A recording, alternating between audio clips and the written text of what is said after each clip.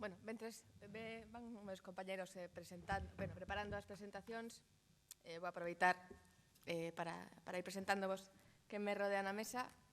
Eu son Lara Graña, traballo en Faro de Vigo.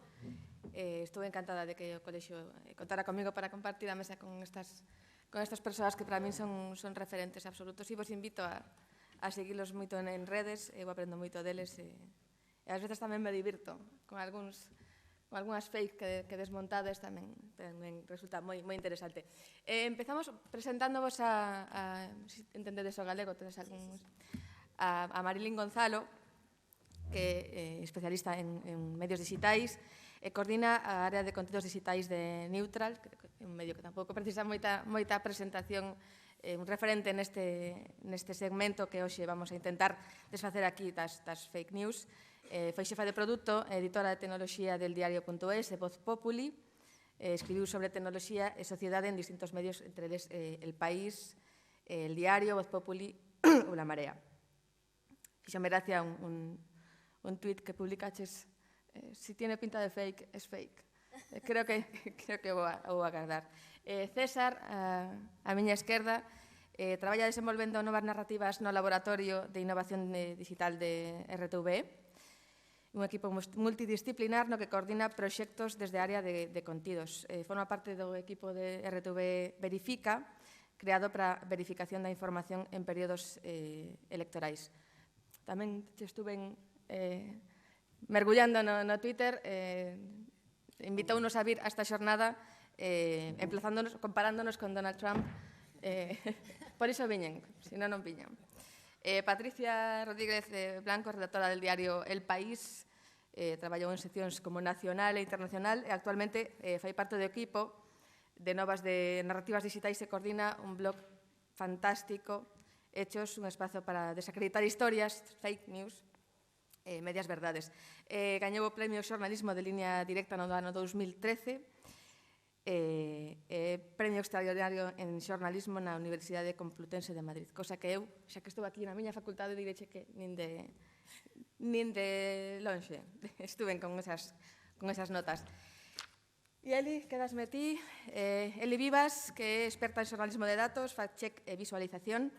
Estuvo 20 anos no Periódico de Cataluña. En abril de 2019 fundou a plataforma Verificat, que tamén vos invito a seguir e a comprobar e a ver o traballo fantástico que fai Eli. Decía César que como te vía tan decidida, asignoute a primeira posición, así que cando queiras. Ao rematar cada unha das exposicións tenemos tempo abondo para que formulemos preguntas e bueno, aproveitar un poquillo máis a presenza destes profesionais aquí hoxe en Santiago. Eli, cando queiras. Bueno, muchas gracias, jornalistas, por haber invitado a esta mesa de presentación. Otra vez coincido con Marilín, que nos vimos hace poco en Castellón, y realmente estas mesas de desinformación creo que hoy día son muy necesarias para explicar lo que hacemos, las plataformas de verificación. No sé si se me oye bien. Y aparte, yo siempre aprendo mucho de las otras plataformas, con lo cual, bueno, doblemente útil. Entonces, os voy a explicar quiénes somos nosotros. Somos una plataforma que ha nacido en Cataluña hace muy poquito, hace unos meses, y hoy la presentación que os voy a hacer os quiero enmarcar el proyecto Verificat dentro de un contexto que tiene mucho que ver con lo que se está hablando aquí, con el tema de los extremismos y de la polarización y de todas estas cosas que creo que vivimos en un momento donde justamente en Cataluña hacen falta proyectos como los nuestros precisamente por este motivo, ¿no? Entonces, lo que os he hecho hoy es una especie de timeline, ¿vale? Un timeline para ver de dónde venimos, ¿no? Cómo vimos la necesidad de aparecer. Y antes de venir, esta semana me dieron una revista una revista de divulgación científica, de investigación y ciencia, donde aparecía un artículo de una chica de FESDRAF, ¿no? Una investigadora, que hablaba sobre un evento que tuvo lugar en el 2001, que fue el de las Torres Gemelas, y ella empieza el artículo diciendo: imaginaros qué hubiera pasado con esa imagen mítica que apareció muchas veces de un montón de ciudadanos mirando hacia las Torres Gemelas. Imaginaos qué hubiera pasado si los gigantes de Silicon Valley ya hubieran inventado lo que es Twitter, lo que es Facebook, ¿no? Y hubiera Internet dentro de los móviles, y qué hubiera pasado con ese evento y cómo se hubiera polarizado aún más toda la opinión que teníamos sobre lo que sucedió el 11 de septiembre. Bueno, yo voy a seguir mi presentación como si la vierais, ¿no? Entonces voy a narrarla como si fuera… pues el 11 de septiembre, si hubiera pasado eso, pues seguramente lo que hubiera pasado es que se hubiera extremado muchísimo más el sentimiento en contra, por ejemplo, de la comunidad musulmana. Es lo que dice esta investigadora de CESDRAF. En Cataluña, esto lo pudimos saber porque tuvimos un evento muy parecido al del 11 de septiembre. Esto antes de nacer Verificat, que fue lo que sucedió en el atentado de las Ramblas. En ese momento, seguramente que vosotros también lo vivisteis, ¿no? Pero desde Cataluña se vivió de una forma muy, muy extrema. En el sentido de los ciudadanos que estábamos allí, recibimos como si fuera el show de Truman, todo lo que estaba pasando. Lo que pasa es que nos encontrábamos… Sí, ¿ya puedo pasar? Bien. Esto es la imagen del 11 de septiembre, ¿no? Nos encontramos que empezaban a difundirse desinformaciones desde los medios, que veíamos que era imposible verificar al 100%, porque minuto a minuto te llegaba información a través del teléfono móvil vía WhatsApp, por ejemplo, ¿no? Entonces, lo que sucedió en este momento es que se instrumentalizó el atentado del 11 de septiembre, igual que había sucedido anteriormente cuando hubo el atentado de Al-Qaeda, ¿no? Se instrumentalizó políticamente a través de los medios, si os acordáis, en clave política.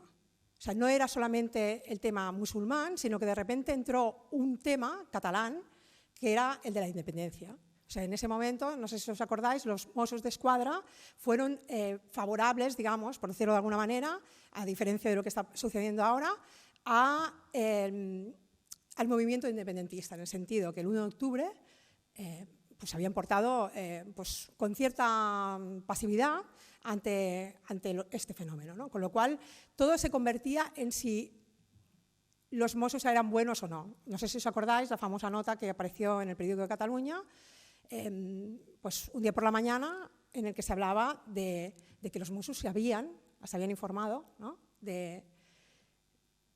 Ya tenían informaciones sobre que este atentado iba a suceder. Entonces, por la mañana, lo que sucedió, yo entonces estaba en el periódico de Cataluña, es que el Twitter empezó a hervir porque de repente Assange dijo que esto era mentira. Era como la primera, yo diría que más que una fake news, ¿vale? Porque eso es una manera, y seguramente los compañeros lo dirán, ¿no? El tema de cómo atacar a los medios a través de esta palabra, ¿no? De fake news, ¿no? Al final era quizá pues, una falta de rigor, ¿no? Aquí lo que sucedió es que se hizo una réplica, ¿no? de un comunicado que había estado bueno, manipulado de alguna manera. Por eso Assange encontró una falta de ortografía y de aquí, bueno, pues estas típicas fakes, ¿no? que nosotros, y Assange lo vio enseguida, ¿no? Ahí empezó pues, como el inicio de lo que llamamos fake news. Esto es una reproducción que han hecho unos investigadores italianos que han reproducido en la revista PNAS, ¿no?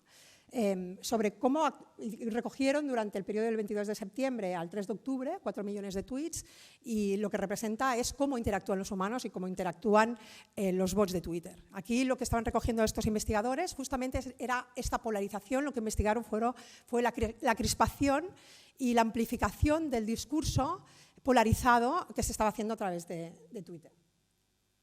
Nosotros, antes de empezar Verificat, hicimos como un estudio, ¿no? de lo que estaba pasando.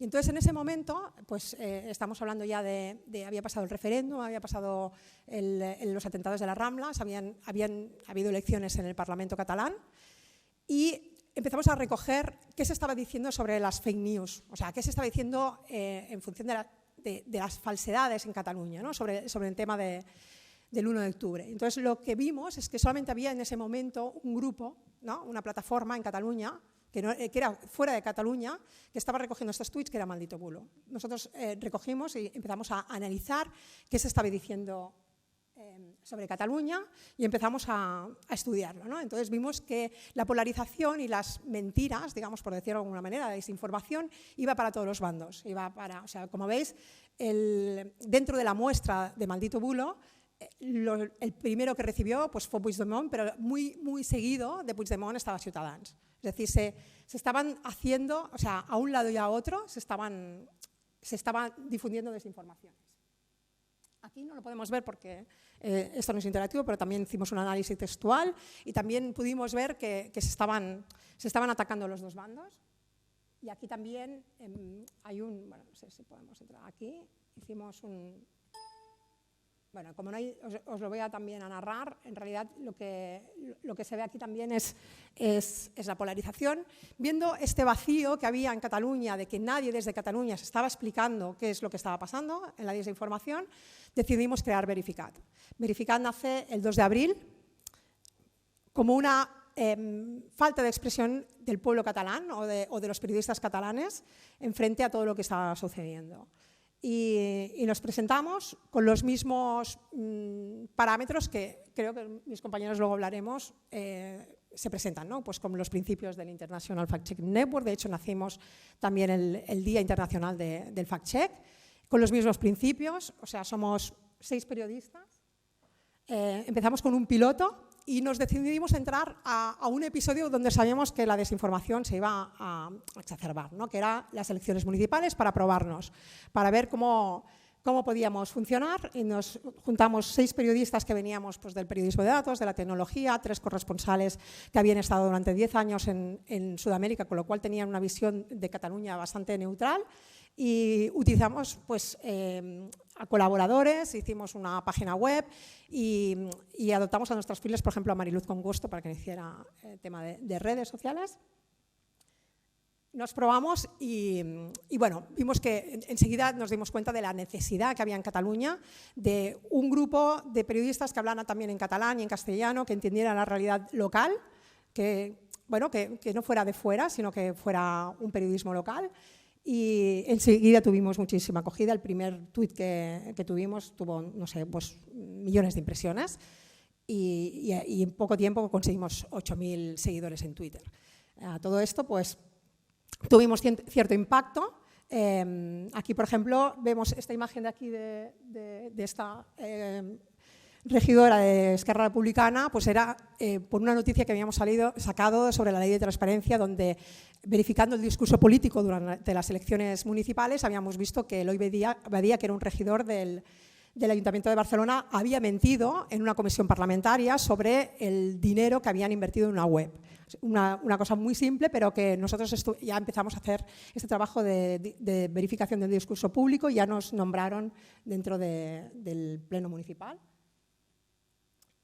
Yo os quería enseñar aquí, que no tengo el link, pero para enseñaros cómo funciona la teoría del rumor, que yo creo que aquí todos somos, seguramente la mayoría somos periodistas, y si esto se desarrolla, esto es un análisis que hizo el Guardian ya hace antes de que cuando empezó Twitter, donde si esto yo le doy al play, hicieron un análisis de cómo había un rumor sobre un tigre que había desaparecido o se había escapado del zoo de Londres. No sé si conocéis este caso. Era un rumor que empezó a difundirse a través de Twitter. Entonces, lo que analiza aquí son los comentarios que estaban a favor, los comentarios que habían en contra y los comentarios que dudaban. El rumor funciona al final como una célula, ¿no? Como un organismo unicelular que se va reproduciendo y se va aumentando, y en función del apoyo que encuentra o el apoyo que siente en contra, es como se va desarrollando. Lo que no se ve aquí es cómo desaparece, y a mí es la parte que me parece más interesante, y creo que es la función que hacemos nosotros, dentro de lo difícil que es luchar contra las noticias falsas. Y es que de repente una periodista con muchísima influencia hizo una cosa que entre todos los comentarios nadie había hecho, y era llamar al zoo y preguntar si realmente se había escapado un tigre. En ese momento, cuando esta periodista lanza el tuit, de repente desaparece el rumor. Y yo creo que esto, que es tan simple pero tan complejo a la vez, es cómo funciona y cómo tenemos que funcionar nosotros. Luego es difícil, Porque luego es muchísimo más difícil apagar una noticia falsa que con una verificación. Y eso también se puede ver en análisis de todos los tweets que hacemos. Se difunde una noticia falsa, tiene millones y millones de retweets. Tú, ¿verdad? No sé, luego lo comentaremos, ¿no? Tú haces la verificación y de repente, bueno, aquello queda como nada, ¿no? Entonces tienes que ir detrás, y eso también a veces hacemos este tipo de pedagogía, de la persona que ha difundido ese tuit, y decirle, mira, esto lo hemos verificado para que lo borre del mapa, ¿no? Pero eso es lo más complicado. Y bueno, os quería hacer un juego, pero va a ser difícil, pero bueno, también os lo voy a narrar. Entonces os quería, así como para acabar, ¿no? Después del piloto, donde nosotros nos pusimos a prueba y fue bastante bien, se nos acabó, yo os lo voy a decir claramente, nosotros también tenemos una política de transparencia, hemos iniciado este proyecto gracias a una fundación que es la Open Society Foundation, que nos dio un dinero para empezar. El dinero se nos ha acabado, eso también lo tengo que decir, pero nosotros hemos seguido porque hemos visto la necesidad. Somos una plataforma sin ánimo de lucro y vimos la necesidad, por ejemplo, después de la sentencia del procés, sabíamos que era un momento candente, es de estos hot spots que no puedes, o sea, no hacer nada. Empezaron a difundirse muchísimas desinformaciones y nosotros trabajamos con nuestro propio esfuerzo. Y en este caso, por ejemplo, hubo un vídeo que ahora no lo vais a ver, pero se hizo muy viral, donde aparecía una furgoneta de los Mossos d'Esquadra en Tarragona, donde empezaba a decir «Veniu, som gent de pau», que quiere decir «venir, somos gente de pau». Esta era una furgoneta de los Mossos que venía persiguiendo, después, os pongo en contexto, después de la huelga general que hubo después en respuesta a la sentencia del procés. Sabéis que los estudiantes habían ocupado el aeropuerto de Barcelona y después de esto empezaron a ver, a través de Tsunami Democratic, que es una plataforma que está en Telegram, han empezado a ver respuestas a la sentencia de manera organizada. Entonces, en este caso, había una furgoneta de los Mossos d'Esquadra en Tarragona persiguiendo a unos chicos, a 3 chicos, y como si fuera el Joker, se oía a los Mossos diciendo «Veniu, som gent de pau», no sé si os acordáis, porque eso es muy gracioso, yo lo he escuchado como millones de veces. Entonces nosotros, cuando nos llegó esto, decimos «esto es mentira». Esto es mentira. No puede ser que los Mossos vayan detrás de 3 chavales diciendo «Veniu, som gent de pau», como si fuera el Joker, ¿no? Esto tiene que ser mentira. Entonces fuimos con la hipótesis «esto es mentira». Entonces empezamos a hacer una verificación, tardamos bastantes horas, fue un trabajo en equipo fuerte, que aparte yo creo que nos tenemos que sentir orgullosos porque ahora mismo ha sido de las verificaciones que se han llevado al Parlamento catalán para preguntarle a los Mossos d'Esquadra que digan si esto ha pasado, igual que tantas imágenes ha habido durante la respuesta a la sentencia con escenas de violencia desmesuradas. Entonces, en este caso, lo que fuimos, miramos la imagen que estaba a través de un grupo que se llama Anonymous Catalonia. Anonymous Catalonia es un grupo de Telegram que difunde minuto a minuto lo que está pasando, como si fuera también el show de Truman que pasó en las elecciones catalanas. Pero yo siempre me pregunto, a ver, yo como periodista no puedo informar minuto a minuto, sino contrasto. Con lo cual, allí te encuentras muchas desinformaciones, pero entre ellas encontramos que había una fotografía donde, esto pasó al cabo de minutos, de un minuto ya estaba colgado en Anonymous Catalonia, donde ponía la calle aproximada, el nombre de la calle donde había sucedido, con lo cual nosotros a través de Google Maps geolocalizamos el lugar exacto donde había ocurrido. A partir de aquí localizamos a los vecinos y a los vecinos les preguntamos si realmente alguien había visto si había pasado esto. Y lo que encontramos, ¿qué pensáis que encontramos? No sé si alguien lo vio, aquí seguro que alguien lo sabe. Pues preguntamos a los vecinos y resulta que sí, que era verdad. Esto había pasado. Esto había pasado y entonces, claro, también lo que hicimos es contrastar con la fuente primaria, que son los Mossos, y los Mossos están en investigación, ¿no? Todavía se supone que esto está en investigación, ahora mismo esto está en el Parlamento, pero nosotros ya lo sabemos porque hemos preguntado a todos los vecinos, tenemos 2 vídeos que certifican, ¿vale? 2 vídeos que certifican que se oye desde una distancia aproximada el mismo sonido que en el otro vídeo, con lo cual hemos hecho un análisis forense de los vídeos y hemos podido certificar que esto es cierto. Y otro caso, el tema de la verificación, muchas veces sabéis que no es solamente a nivel político, sino que también toca empresas, ¿no? O sea, cuando, por ejemplo, hay un libro de Marc Amorós que habla en Cataluña, que habla sobre las fake news también, y dice que la intencionalidad siempre viene pues, o por el terreno ideológico o por el terreno económico. Y aquí se mezclan dos cosas, ¿no? En Cataluña, pues aparte de Mercadona, igual que en toda España, tenemos un supermercado que se llama Bonpreu, que es un supermercado catalán que tiene fama de apoyar cada vez que hay una huelga a favor de alguna causa independentista, pues permitir a los trabajadores que no vayan, o sea, que vayan a la huelga sin esto ser una repercusión económica. Y bueno, pues esto había sucedido, pero este WhatsApp que nos recibió, nosotros llamamos a Bonpreu, nos dijeron que era mentira, que no se iban a escribir a la huelga, y lo verificamos. Fue un tuit que había tenido también muchísima repercusión, que conseguimos que se borrara. Lo que pasó es que a la siguiente huelga, Bonpreu sí que se adscribió. Con lo cual, bueno, quedamos bastante mal, ¿no? Porque todo el mundo nos decía, bueno, pero si acabáis de decir que es mentira, ¿no? Bueno, que nos referíamos a la huelga anterior, ¿no? Entonces siempre tienes que hablar con fechas, ¿no? Bueno, tenemos que estar. Bueno, y otras cosas, ¿no? Pues, por ejemplo, esto también lo verificasteis en Neutral, me acuerdo, ¿no? Lo de la portada del País, y me parece que, bueno, no sé, muchos coincidimos. Salió una portada en el País, aparece una fotografía diciendo que en el País había salido el día de la huelga general una portada, mientras en Cataluña, mientras que en España, en Madrid había aparecido otra, ¿no? Entonces te ponía portada de España, portada de Madrid, ¿no? Entonces la portada de España era violencia en las calles, bla, bla, bla, y la portada de Cataluña era manifestación pacífica, algo así, ¿no? Como diciendo, estamos dando dos versiones para quedar bien con todos. Entonces esto también lo verificamos, fuimos a ver el origen, siempre se tiene que ir a buscar el origen, y vimos que había un chico que era un periodista de la cadena Gol, que estaba en el AVE y había hecho la fotografía pues con la edición, con la primera edición y con la segunda edición, ¿vale?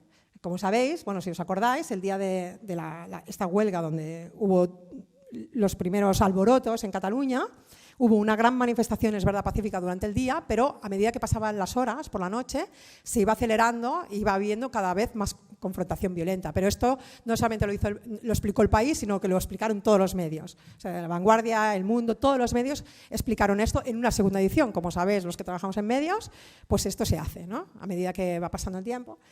Y este chico periodista publicó esta imagen descontextualizada y alguien le puso un sello, pues manipuló la fotografía diciendo edición Cataluña, edición Madrid, y bueno, lo contrastamos y aún así hubo gente que todavía le ponía peros al olmo, pero bueno.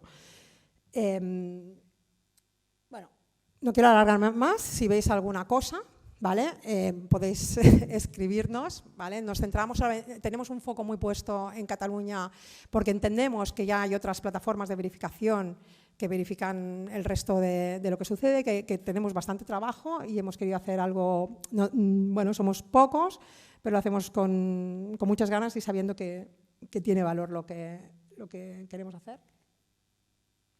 Y ya está.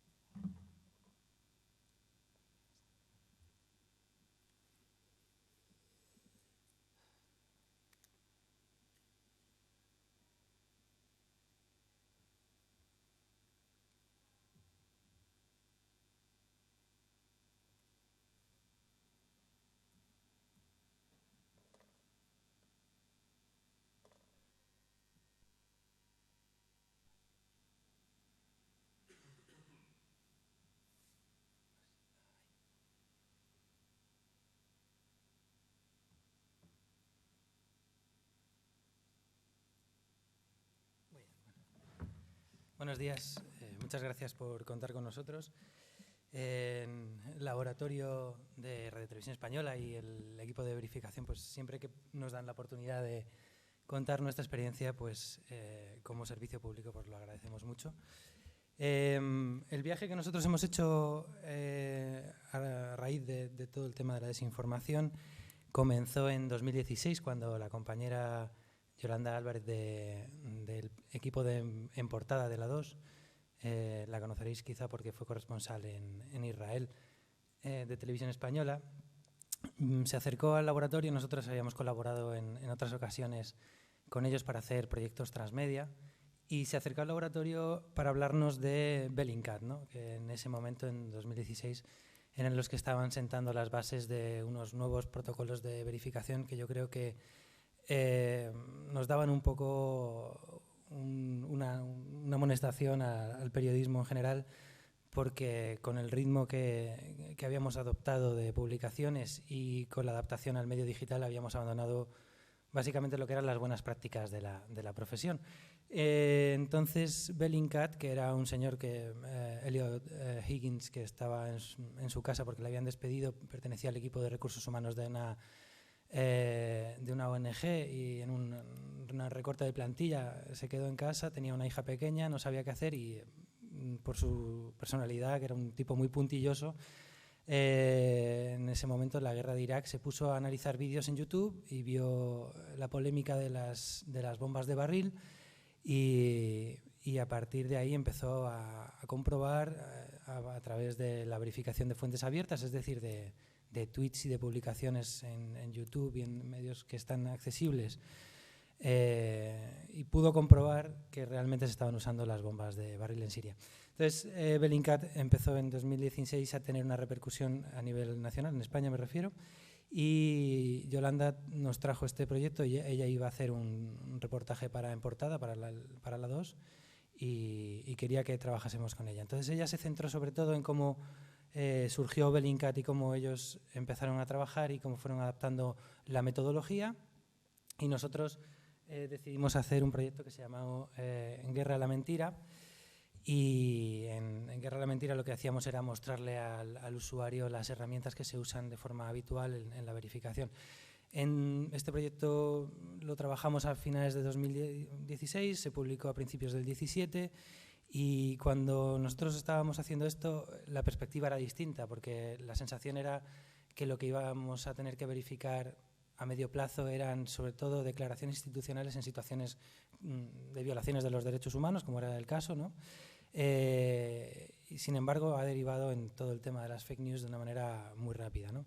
Lo que hicimos con Guerra a la Mentira pues es analizar ese universo de las mentiras que se lanzaban en la guerra de Siria, basados en 3 casos específicamente, ¿no? Los objetivos iniciales eran eso: empoderar al usuario, denunciar las violaciones de derechos humanos y mostrar quiénes habían sido los pioneros.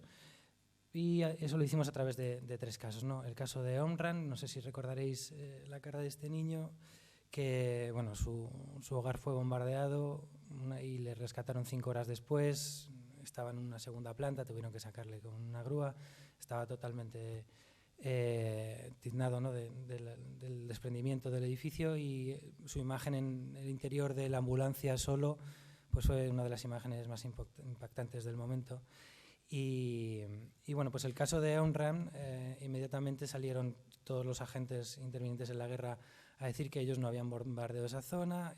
Rusia en concreto salió y dijo que había sido imposible que fuesen ellos porque estaba cerca de una de las zonas de paso que ellos respetaban, y Bellingcat hizo el trabajo de verificación de que ninguno de los argumentos que se daban para decir que no habían sido Siria o los rusos era real, ¿no?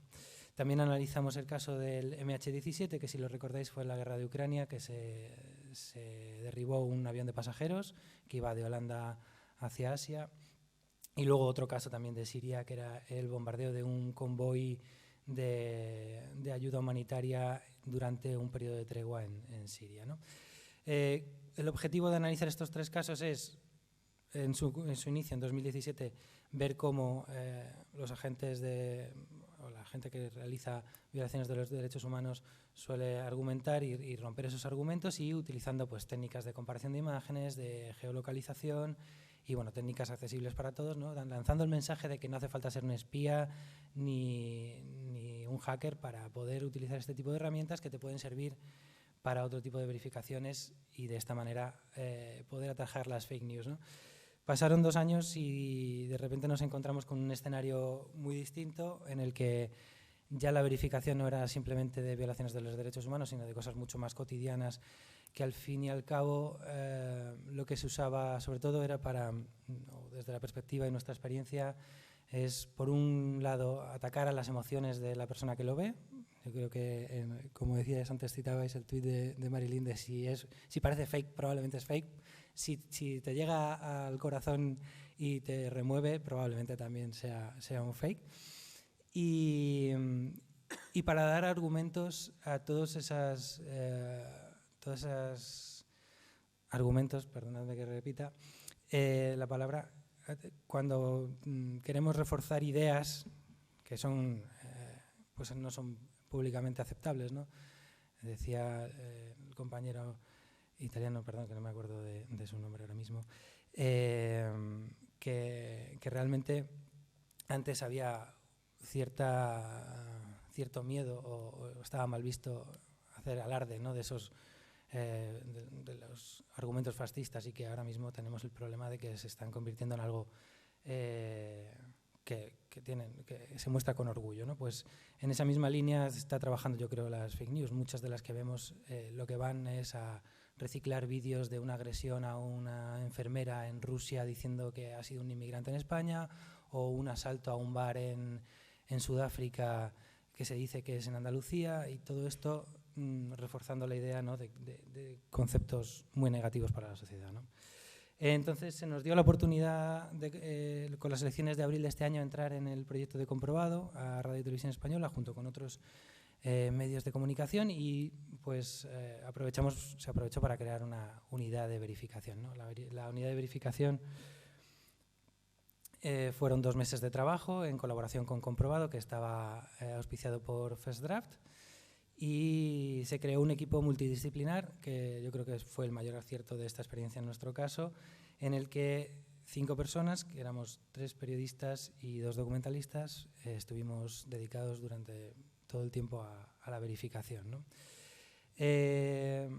Los periodistas éramos de RTV.es, del Lab, en mi caso, y de Radio Nacional, y 2 documentalistas, uno de Televisión Española y otro Contacto con Euronews. El trabajo con documentalistas para nosotros fue fundamental, porque es verdad que la verificación necesita, evidentemente, una plataforma de emisión y de llegar al usuario, pero es muy importante que esa documentación esté bien hecha, y trabajar con documentalistas nos hizo ser muchísimo más rápidos de lo que hubiéramos sido si hubiéramos sido solamente periodistas, y además nos daba más tiempo a dedicarle a la forma de contar las cosas, ¿no? Porque eso, otro de los aprendizajes que para mí es más importante de estas experiencias de Radio Televisión Española en cuanto a verificación, es que tenemos un grave problema con que la mentira siempre va a ser más sexy que la verdad. Siempre llega mucho más rápido, lo decía Eli antes, ¿no? Entonces es muy difícil, cuando se ha transmitido una información falsa, tener la misma repercusión, ¿no? Hicimos experimentos del estilo de esos comentarios de WhatsApp que llegan, que son larguísimos, otorgándole una declaración falsa a una persona, que además se le dan cargos falsos, ¿no? Recuerdo que era un economista de la Universidad de Barcelona al que se le ponían cargos como adscrito a la bolsa de Andorra, que ni siquiera existe la bolsa de Andorra, y se le ponían tiene una sección en la COPE, y se hacía un argumento en sus palabras diciendo que si Pedro Sánchez llegaba al gobierno, en 2 meses Europa nos iba a coger el control de España, ¿no? Del gobierno. Y bueno, primero, el primer contraste es que esta persona no tiene estos cargos, ya es bastante sencillo. Luego contactamos con él, le dijimos, te vamos a mandar un documento en el que necesitamos, por favor, que compruebes lo que pone ahí, nos digas si esto lo has dicho tú o cómo lo ves. Nos contestó por correo electrónico, nos dijo que nos señaló los puntos que se habían sacado de sus discursos en la radio, que eran ciertos, que él había hecho, pero que se habían aumentado, que es otra de las características específicas de la fake news, ¿no? Darle a todo una dimensión muchísimo más amplia de lo que tiene. y que en ninguno de los casos esa conclusión era suya, ¿no? Hicimos una redacción de un texto para WhatsApp en las mismas condiciones, respondiendo al primer WhatsApp diciendo, desde el equipo de Verificar RTV, hemos comprobado, hemos hablado con él, estas son las conclusiones que hemos sacado, por favor reenvía esto a la persona que te envió, ¿no? O sea, el objetivo es volver hacia atrás en los canales y eso es muy, muy complicado. Pero bueno, tenemos que intentar encontrar esa forma de contrarrestar algo tan atractivo como la mentira, ¿no? Desde la verdad. Entonces esta experiencia nos dio la posibilidad de hacer una ampliación de la metodología, ¿no? Y aplicarla y pues detectar, aprender a detectar, ¿no? A través de herramientas como Croctangle o DataViewer, Dataminer, perdón, cómo se van viralizando, cuál es la forma en la que crecen esas mentiras y detectarlas lo antes posible. Tenemos graves problemas para esto porque a día de hoy los canales son cada vez más cerrados, ¿no? WhatsApp es imposible saber exactamente qué se está moviendo, a no ser que te lo mande alguien y es muy necesario, como tienen en Verificat, un número de teléfono al que poder reenviar las cosas y en Neutral me consta que también lo tenéis. Y pues creo que la forma de detección y de ver cómo crecen estas fake news es muy importante a la hora de trabajar, para estar a tiempo y para no darle también amplificación a cosas que a lo mejor no la han tenido, porque trabajando en esto ves auténticas locuras, pero no puedes estar comprobando todo lo que ves, tienes que tener unos criterios de trabajo a la hora de verificar. Y bueno, pues las conclusiones básicas que nosotros sacamos de esta experiencia fue, como os decía, la importancia de un equipo multidisciplinar.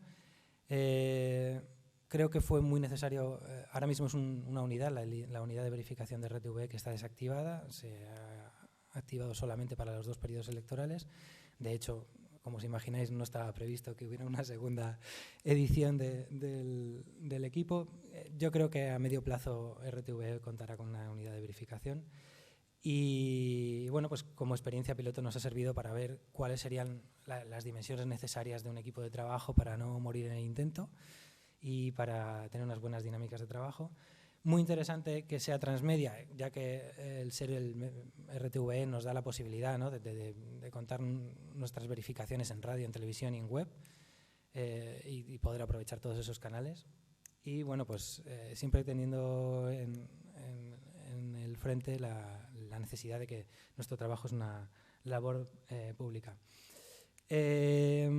Solo resaltar que en la segunda edición de las elecciones, en este pasado 10 de noviembre, nos dedicamos simplemente a hacer fact-check de los debates y que para nosotros es como la cumbre del Everest, porque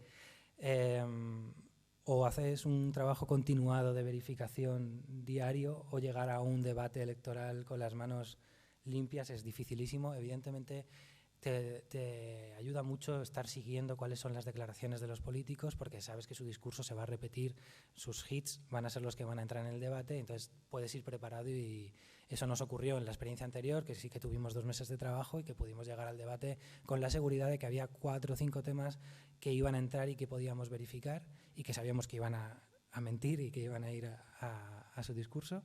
Y funcionó bastante bien, pero en este caso, que no tuvimos tiempo de trabajo, nos sentimos como subiendo al Himalaya sin preparación previa, ¿no?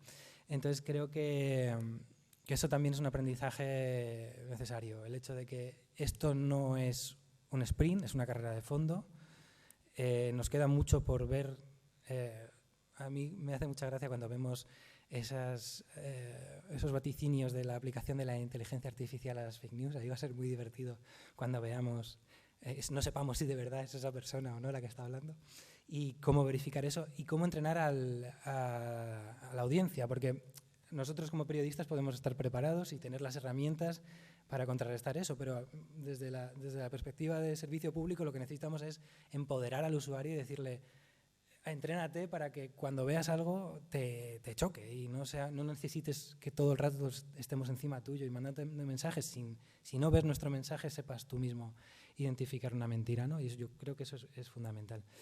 Y bueno, pues Quiero terminar esta presentación poniéndoos un pequeño vídeo, no sé si se oirá, pero si no se oye no importa mucho porque tiene una música bastante trepidante, os lo podéis imaginar. Es un vídeo que hemos preparado. La semana que viene tenemos una presentación de la experiencia de Verifica RTV en Ginebra ante las televisiones públicas europeas, y mi compañera Iris López del equipo de documentación de Televisión Española es la que va a ir a representarnos, y me gustaría aprovechar que ella ha montado con nuestra compañera Ana Martínez este vídeo y enseñároslo, ¿vale? Y antes de ponéroslo, citar una cita de Eduardo Suárez que me gusta mucho, que dice que los bulos son el reflejo de las obsesiones de su tiempo, ¿no? Creo que todo lo que podamos ver de fake news a partir de ahora y hasta ahora tiene mucho que ver con los problemas que nos preocupan, y eso puede ser también una forma de alertar de qué puede ser verdad y qué no, ¿vale?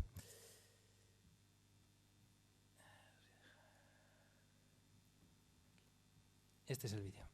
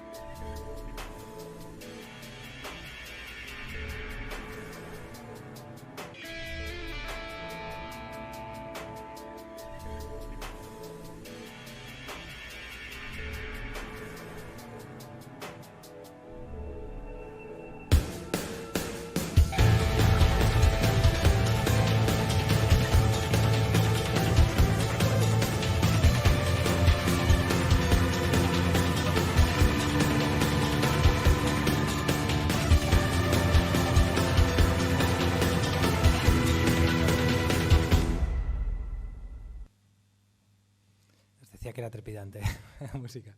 Muchas gracias.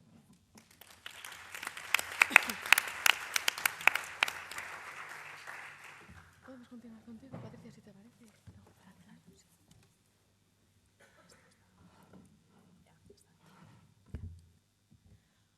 Buenos días, soy Patricia Rodríguez Blanco del diario El País. En primer lugar, me gustaría dar las gracias ao Colexio de Xornalistas por habernos invitado a estas jornadas que me parecen imprescindibles y, por supuesto, a esta facultad por acogerlas. En primer lugar, me gustaría comenzar hablando sobre cuál ha sido la experiencia en el país durante los últimos tiempos en cuanto al tratamiento de la desinformación, especialmente desde el momento en el que la desinformación se convierte en uno de los principales problemas, uno de los grandes retos de las democracias, coincidiendo con la campaña de intoxicación del Brexit y de las elecciones presidenciales de 2016 que llevaron a Donald Trump a la Casa Blanca. El País y todos los medios de comunicación generalmente, o sea, siempre se ha abordado este tratamiento de la desinformación. Se han desmentido afirmaciones falsas, ya sean de políticos, de instituciones, mentiras de cualquier índole, porque en última instancia es una de las características básicas de nuestra profesión.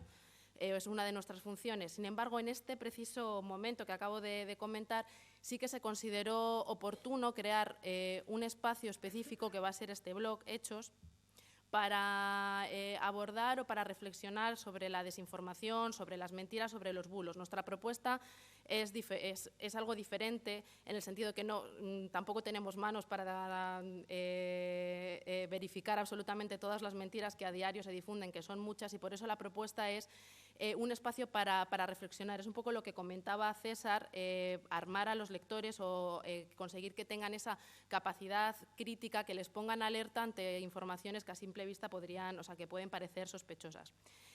Y durante estos 3 años hemos aprendido unas cuantas cosas, o hemos también verificado unas cuantas cosas, y es que todos mienten. Unos mienten más que otros y hay quienes mienten todo el tiempo, pero todos mienten. Y esto, por ejemplo, lo vimos, como acaba de comentar César, en el debate A5 de las últimas elecciones generales.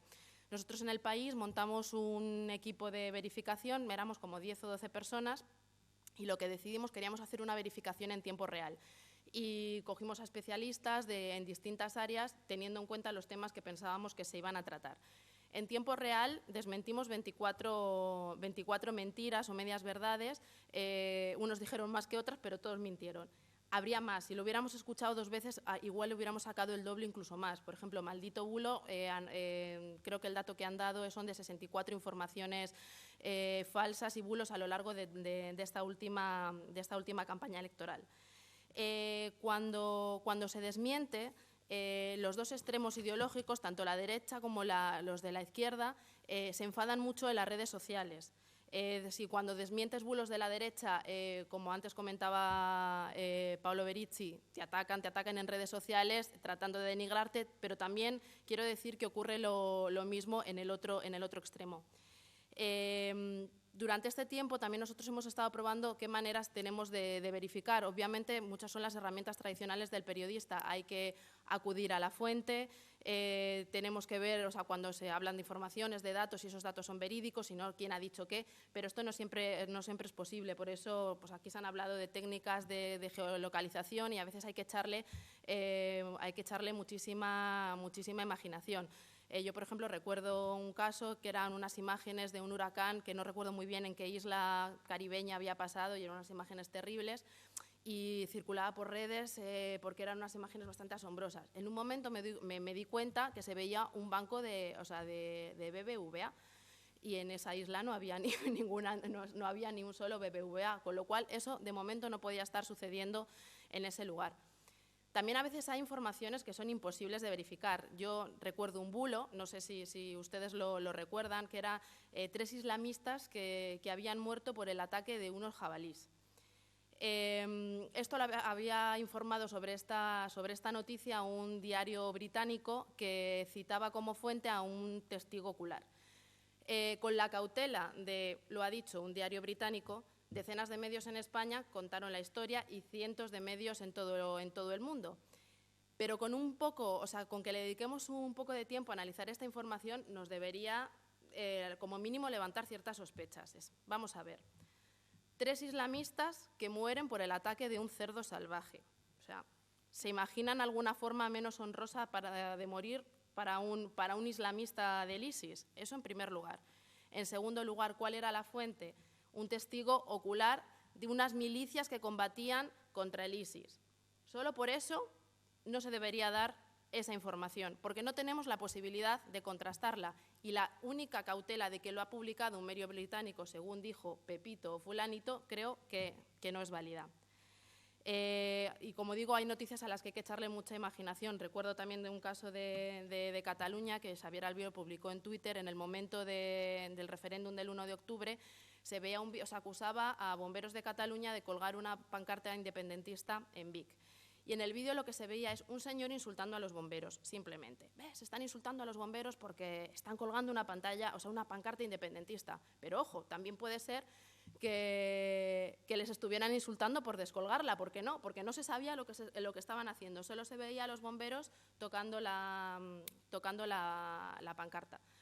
Pues, ¿qué hicimos? Primero llamar a los bomberos. Los bomberos nos dijeron que no, o sea, que la estaban descolgando porque ese día hacía mucho viento, que no estaban colgando la pancarta independentista. Podríamos pensar, es una fuente interesada. Llamamos, era en la plaza principal, llamamos a todos los comerciantes de la plaza que nos verificaron que era verdad, que ese día hacía mucho viento y que estaban quitando la pancarta. Y además lo comprobamos con AEMET, que ese día hacía mucho viento. Así que Xavier Albiol mentía.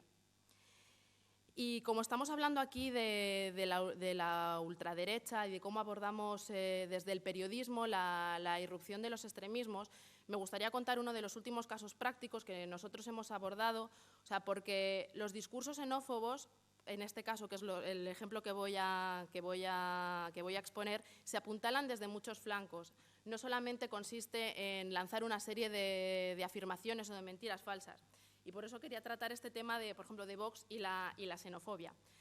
Cuando Vox apela a la reconquista para decir que su partido se hará con el poder en España, está estableciendo un paralelismo entre lo que ellos consideran que fue la reconquista o la recuperación del territorio hispano invadido por los musulmanes en 711 y que termina con la toma de Granada en 1492 y la situación actual en España.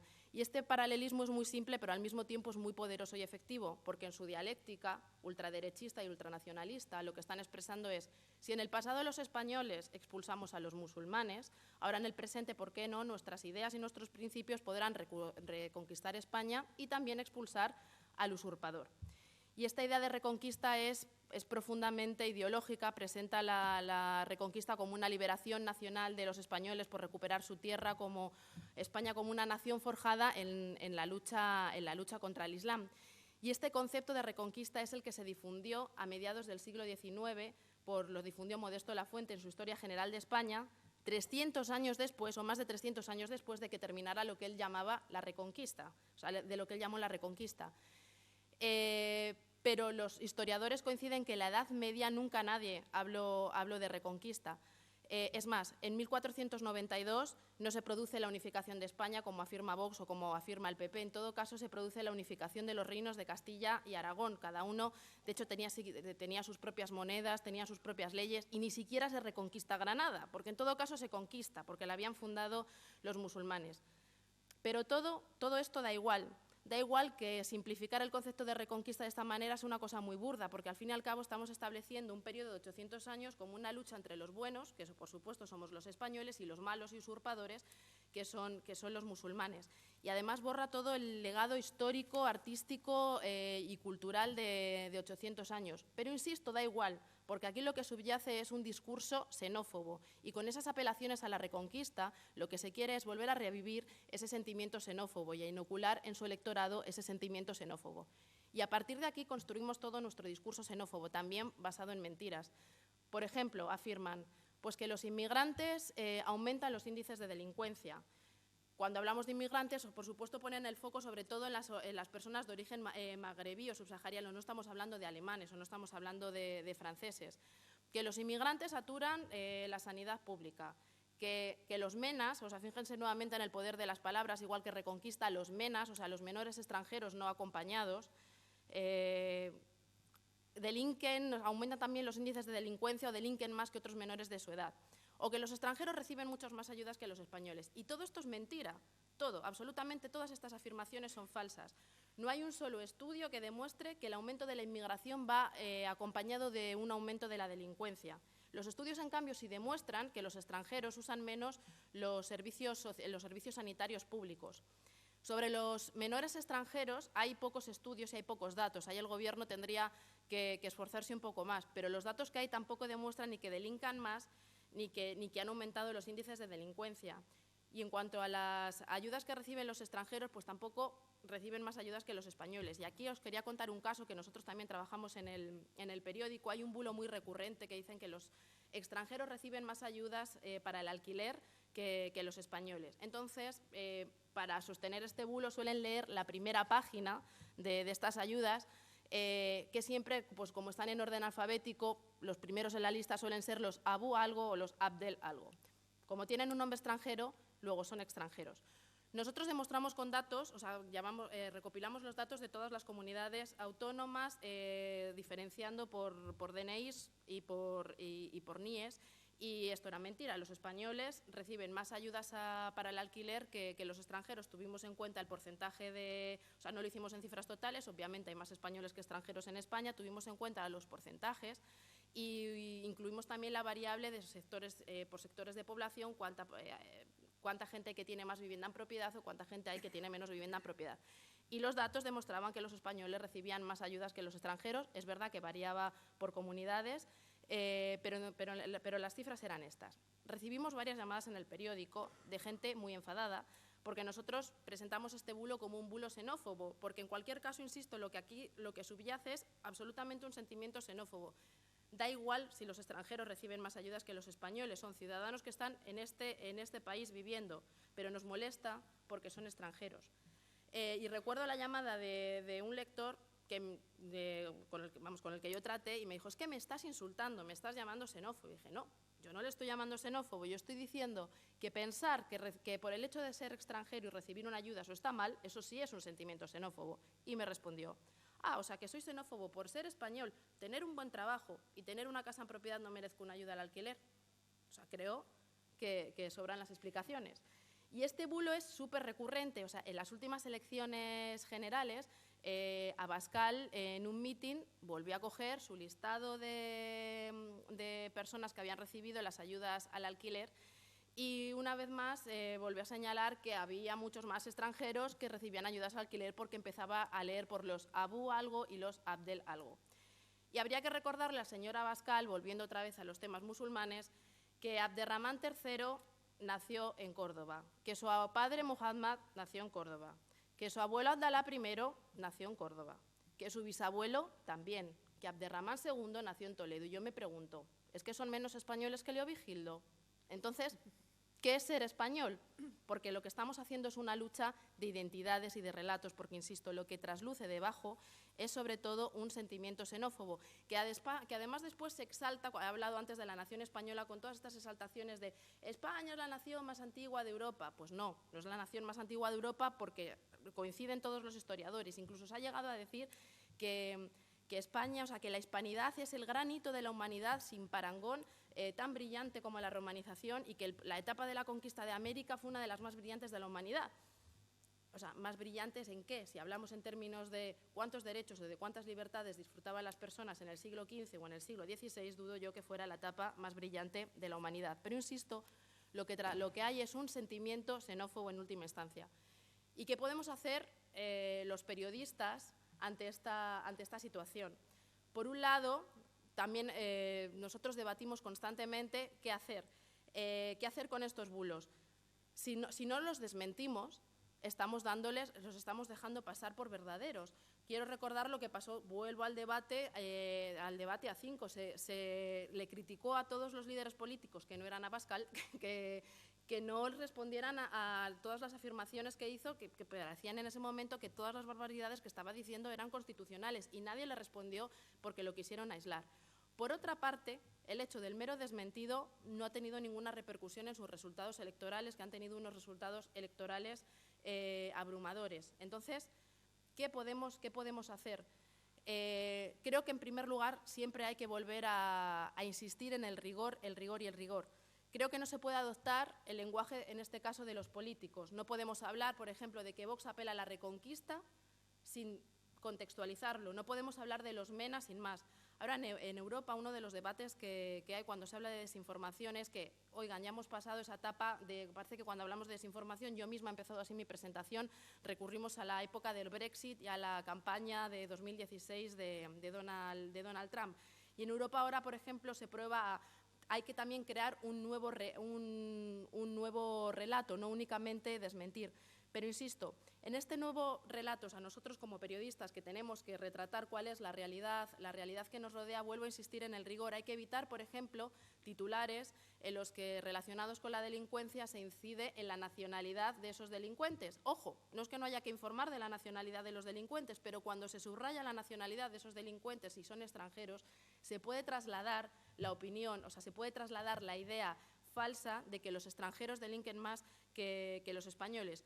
Y yo en esto soy súper susceptible, porque yo soy de Vallecas, vallecana de tercera generación, y seguro que muchos de ustedes conocen Vallecas, y no porque tengamos al Rayo Vallecano, sino porque siempre que se informa de Vallecas y que ocurre un suceso en Vallecas es, en Vallecas ha pasado en esto. Si pasa en otro lugar de Madrid, es más probable que aparezca en un barrio de Madrid, en un distrito madrileño o en Madrid, pero Vallecas es universal, o al menos nacional.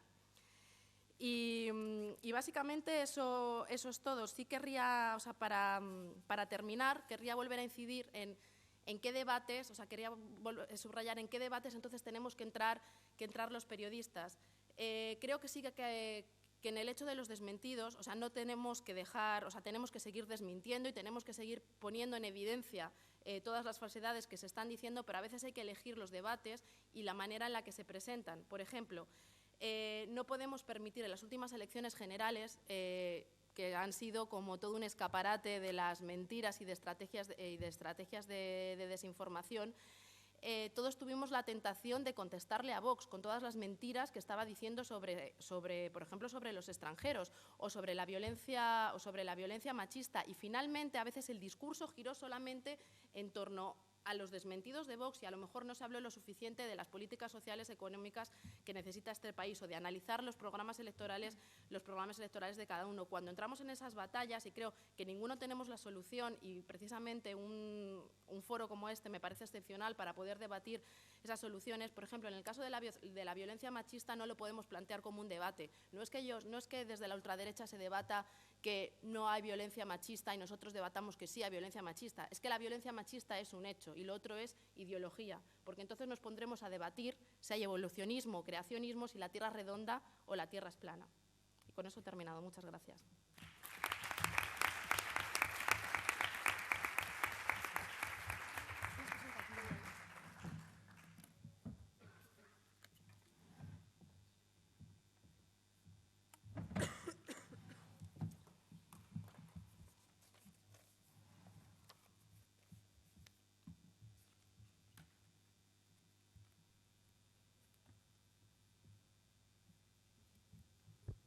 Bueno, buenos días.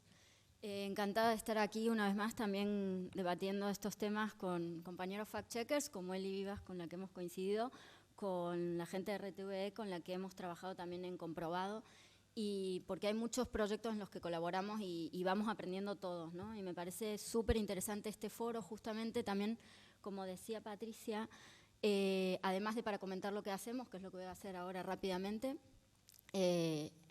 también volver a estos debates que tenemos recurrentemente todas las elecciones, en todos los proyectos, internamente en todas las redacciones, y siempre es muy interesante y siempre se aprende mucho.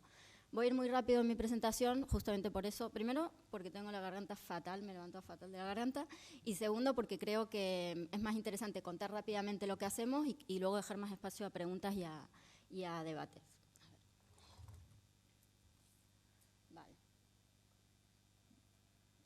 Vale. Neutral es una startup, voy a contar rápidamente. Es una startup, ahora mismo somos 78 personas.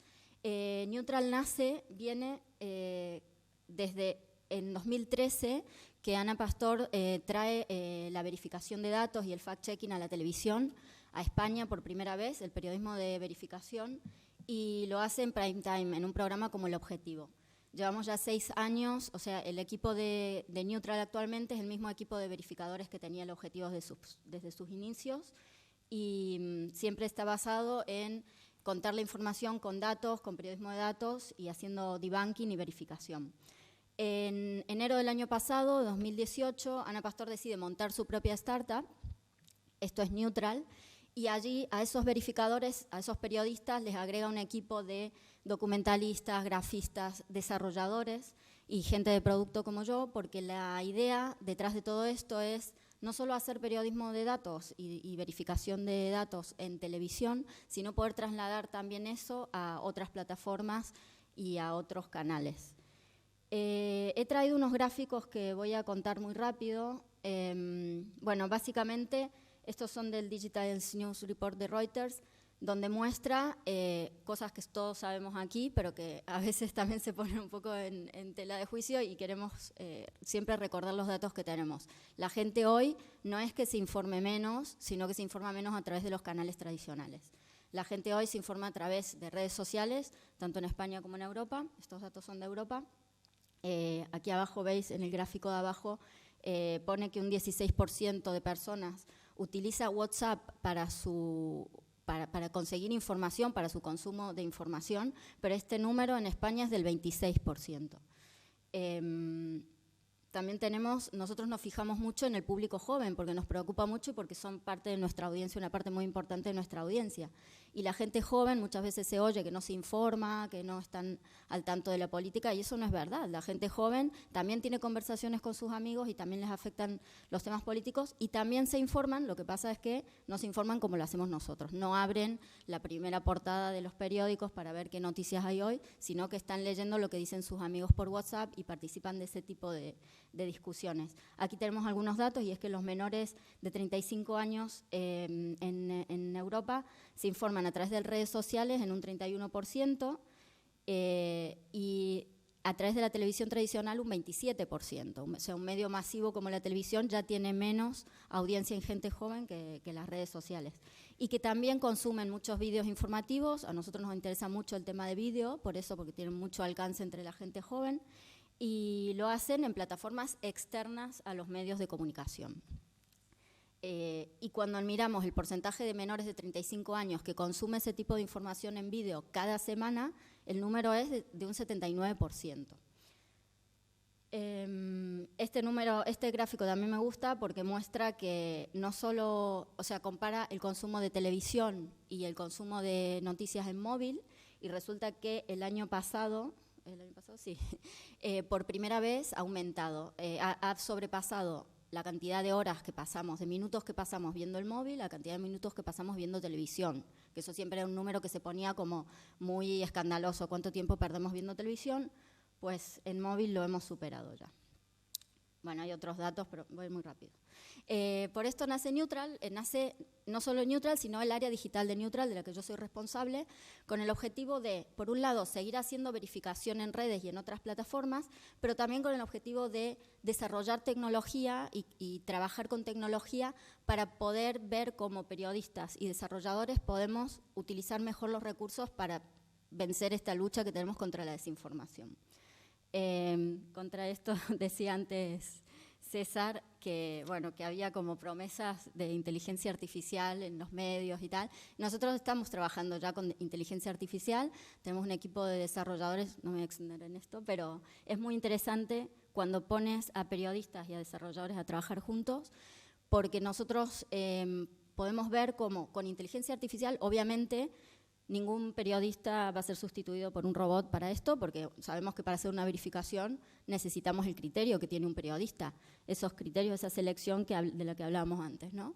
Pero sí podemos hacer que la inteligencia artificial nos ayude a agilizar mucho ciertos procesos que a veces son muy tediosos o que ocupan mucho tiempo a los periodistas, como por ejemplo la escucha de los políticos.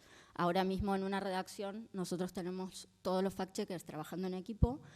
Hay una agenda de todos de los principales líderes políticos, y todas las mañanas hay gente escuchando todo el tiempo todo lo que dicen, apuntando qué frases son verificables, porque también, como había dicho alguien por ahí, no todo es verificable, no todo lo podemos verificar, hay que seleccionar esos datos que se pueden verificar, y a través de un trabajo en equipo van investigando cada uno y van sacando las verificaciones. Nosotros todas las mañanas de todos los días de la semana y del fin de semana, cuando hay declaraciones de políticos, estamos verificando y escuchando todo lo que dicen. Muchas veces eso no se publica porque no es interesante o porque no dicen ninguna mentira, entonces tampoco interesa publicar todo eso, pero sí tenemos un seguimiento absolutamente constante de eso.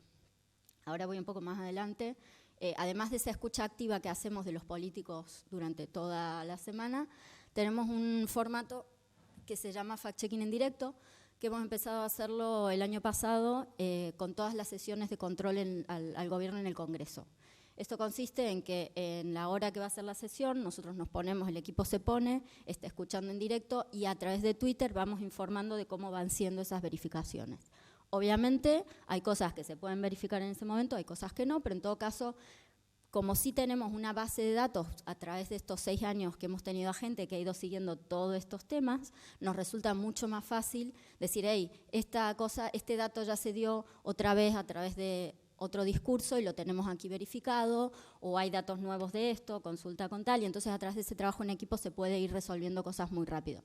Esto a la gente le gusta muchísimo porque es una forma muy rápida de seguir lo que te está diciendo un político en un discurso y que un ciudadano medio no tiene las herramientas para poder hacer esto, ¿no? Aquí tengo un ejemplo de un fact-checking que hemos hecho. He escogido el ejemplo gallego que teníamos a mano. Abel Caballero, el alcalde de Vigo, dijo que Vigo era la ciudad más limpia de España según las encuestas de la OCU. Esta declaración se repitió 20.000 veces en Twitter y en redes. Entonces, ¿nosotros cómo hacemos con esto? Bueno, como sabéis, tenemos una metodología como está bajo los criterios de la International Fact-Checking Network y es muy, muy rigurosa. O sea, estas cosas no nos las saltamos por nada del mundo, aunque a veces pueda parecer un poco tonto y un poco obvio lo que hacemos. Muchas veces en redes es como, bueno, pero ¿de verdad le vais a preguntar al político si lo que acaba de decir es cierto? Si lo acaba de decir y es obvio que es cierto. Bueno, una de nuestras reglas dice, siempre que, y esto está aquí más adelante, siempre que el político dice algo, volvemos a él y a su gabinete político para preguntarle si se ratifica en lo que dijo o si rectifica. La otra fuente es, siempre utilizamos fuentes oficiales para desmentir. Nosotros no trabajamos con ni off the records, no podemos trabajar con eso porque nuestra metodología nos pide que siempre sean fuentes oficiales. En este caso de Abel Caballero, fuimos a la fuente de los datos que estaba aportando él mismo, y era un estudio de la OCU que, bueno, curiosamente ponía a Vigo en el 3er lugar, no en el 1er lugar. Era una encuesta que se había hecho casi entre 3.000 personas de toda España, y ponía a Vigo, o sea, no ponía a Vigo como la primera ciudad más limpia, sino a Oviedo. Luego fuimos al gabinete político, como dije, nos dijo que utilizaban esa encuesta de la OCU, y luego también consultamos siempre a expertos. En este caso, consultamos a expertos de la OCU que nos ratificaron que no era Vigo la ciudad más limpia de España. Con todo eso, lo que hicimos fue siempre tenemos un formato donde contamos el resultado, el rating de esa verificación de una forma muy clara, porque uno de nuestros objetivos en esto es un poco, muy interesante lo que contaba Eli, del final del proceso del bulo o de la mentira, ¿no? Es ver cómo lo vamos a redistribuir otra vez para que su circulación sea igual de fácil que como fue el bulo o la mentira, ¿no? Entonces siempre estamos muy enfocados en redes sociales y todas esas verificaciones que hacemos las distribuimos por redes. También porque sabemos que la audiencia a la que nos dirigimos y la que recibe ese tipo de información está en las redes, básicamente. Tenemos también el primer servicio de WhatsApp de verificación de España. Es un número de WhatsApp donde todo el mundo puede mandarnos una imagen, un audio, un vídeo, una cosa que le llegó por WhatsApp, un texto, lo que quiera, o preguntarnos cosas y nosotros le contestamos. Esto es un servicio que es personalizado, es decir, llega a una base de datos, obviamente, nosotros con eso elaboramos un registro y luego eso se distribuye entre los periodistas que hacen verificación, y cada periodista tiene asignado uno, lo resuelve, el tiempo que tarda en resolverse, suele tardar, en promedio hemos hecho un promedio de 2 o 3 días, algunos tardan más, y hemos tenido quejas de gente que, os mandé una cosa y todavía no me habéis contestado. Bueno, pero es que la verificación y seguir todos estos pasos tan estrictos lleva su tiempo y nosotros no nos lo podemos saltar, entonces a veces tardamos más tiempo del que queremos. Aún así, llevamos desde el año pasado más de 6.000 respuestas. Esto es filtrar, o sea, respuestas donde el periodista ha terminado su investigación y le ha vuelto a contestar a la persona directamente a través del WhatsApp. Nosotros en este servicio no tenemos ningún tipo de automatización. O sea, aunque estamos generando una base de datos, porque también nos sirve a nosotros para investigar y para saber qué tipo de bulos son más recurrentes, qué tipo de temas están más afectados por bulos y etcétera. nosotros aquí queremos que el servicio sea directo y que sea una persona la que se está comunicando con la persona que ha preguntado. Aquí ya tenemos 6.000 respuestas, entre las que están quitadas o desechadas todo aquello que no es verificación del discurso político o verificación de bulos. Imaginaros que al estar este número abierto recibimos todo tipo de consultas de todo. O sea, en algún momento hubo gente que nos preguntaba cosas de la declaración de la renta y tal. Y nosotros nos encantaría poder dar un servicio, pero es que no es, o sea, nos hemos tenido que restringir a verificación del discurso político y de la actualidad política, porque si no sería como imposible. En cuanto a los fakes, que los fakes tienen algunas características diferentes del fact-checking al discurso político, nosotros hemos detectado varias cosas, se han comentado aquí varias, así que voy a ir muy rápido. En primer lugar, que suelen multiplicarse en periodos críticos en el discurso público. Por ejemplo, en casos de crisis, en casos de desastres naturales, con el tema de los huracanes lo vemos casi siempre, con los incendios aquí en Galicia hubo muchísimas imágenes fakes.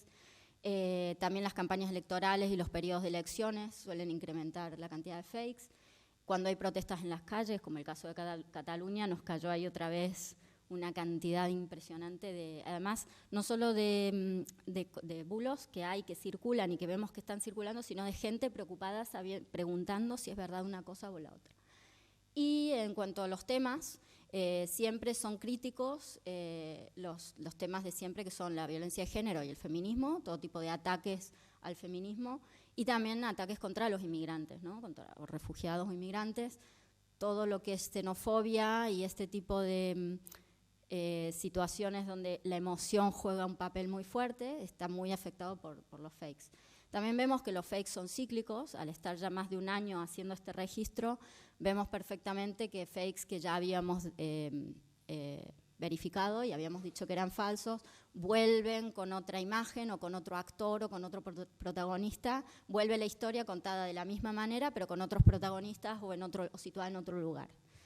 Y también otra característica que está relacionada con lo que conté un poco antes del WhatsApp y de cómo recibimos la información en estos momentos, en estos años, es que no podemos auditarlos públicamente, es decir, están circulando por canales cerrados como WhatsApp, por canales privados, por canales cifrados incluso, entonces para nosotros es como imposible enterarnos de todo lo que está sucediendo si no tenemos esta colaboración de la gente que está mandando y que nos está preguntando cosas. O sea que creo que es muy interesante para nosotros como fact-checkers que cada vez más tengamos herramientas o de pronto procedimientos para poder trabajar mejor con este tipo de contenido por los canales en los que empieza a circular, ¿no? En cuanto al impacto de los fakes y de este tipo de desinformación, no es menor porque ha llegado a causar muertes. Tenemos el caso de los linchamientos en India el año pasado, donde mensajes que circulaban por WhatsApp llegaron a causar al menos 20 muertos, ¿no? O sea, creó una especie de pánico bastante generalizado en distintas ciudades además y fue muy grave. India es el primer mercado de WhatsApp, tiene 230 millones de usuarios de WhatsApp.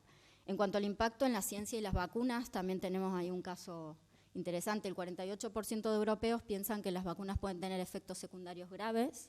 El 38% europeos, estoy hablando, piensan que pueden causar enfermedades y el 31% están seguros de que pueden debilitar el sistema inmunitario. La Comisión Europea y la OMS no han dudado en culpar al movimiento antivacunas de ciertas campañas que circulan en redes por este tema. Lo que decía antes de los huracanes, o sea, sabemos en ciencia cierta que los medios sociales, sobre todo los medios que trabajan muy bien a tiempo real, juegan un papel muy importante en los efectos de todo tipo de crisis, sobre todo de estas crisis de desastres naturales. Estos efectos pueden ser positivos cuando se usan para gestionar la ayuda y ese tipo de cosas a través de entidades o organismos gubernamentales, pero también puede ser negativos cuando se utiliza esa urgencia por la información o esa necesidad emocional para distribuir fakes. Hay un estudio de Twitter sobre el huracán Sandy, que fue en 2012, que estuvo analizando las imágenes falsas que se distribuían durante el desastre y resultó que encontraron que de la cantidad de tweets, 10.350 eran tweets con imágenes falsas, originales, y que el 86% de todo lo que se distribuyó eran retweets, o sea, la mayor cantidad era retweets y era todo lo que generó esa viralización de los fakes. Cambio climático es otro triste ejemplo del impacto que pueden tener las mentiras y la desinformación en las redes sociales. Hay un estudio interesante donde se han analizado los vídeos que hay en YouTube y concluye el estudio diciendo que la mayoría de los vídeos en YouTube contradicen el consenso científico que hay en torno al cambio climático, que tiene causas naturales. Se analizaron 200 vídeos que estaban relacionados con el cambio climático y vieron que 107 de ellos negaban o incluían una teoría conspiratoria sobre el cambio climático. Y otra conclusión del estudio es que las teorías, los que tenían teorías conspiratorias tuvieron un mayor número de visualizaciones. Un estudio de la Universidad de Aachen en Alemania. Hay millones de estudios, muchísimos estudios sobre el efecto de la desinformación en las elecciones y en el voto populista. Estos estudios hay muchos que se han basado en las elecciones de Trump. Ahí, por ejemplo, tenemos varios que decían que los votantes de Trump tenían muchas más posibilidades de estar expuestos y creer a las desinformaciones. Evidentemente es bastante complicado inferir el voto, o sea, inferir directamente, estudios que infieran directamente el voto, pero sí lo que se sabe es que 126 millones de personas estadounidenses vieron fake news que tenían una orientación política a través de Facebook. Y también sabemos que, por ejemplo, de las fake news hicieron un estudio de que las 20 fake news más populares recibieron un 8,7 millones de interacciones, mientras que las 20 noticias reales más populares recibieron menos interacciones, 7,3 en Facebook, ¿no? Bueno, eso era un poco todo lo que quería contar. Me parece muy interesante que podamos ahora, como digo, comentar entre nosotros y escuchar las preguntas que tenéis, porque incluso nosotros mismos muchas veces estamos todo el día con esta discusión interna, ¿no? De si, lo que decía el otro día en Twitter, si desmentir en Twitter y de seguir desmintiendo, por ejemplo, a Vox o a noticias que creemos que no deberían tener tanta relevancia, si las dejamos pasar o no. Yo personalmente creo que, como decía antes Paolo, la desinformación, el fascismo y la xenofobia se curan con más información. Entonces creo que siempre hay que intentar, pero bueno, me gusta también escuchar lo que tenemos todos para decir sobre esto. Muchas gracias.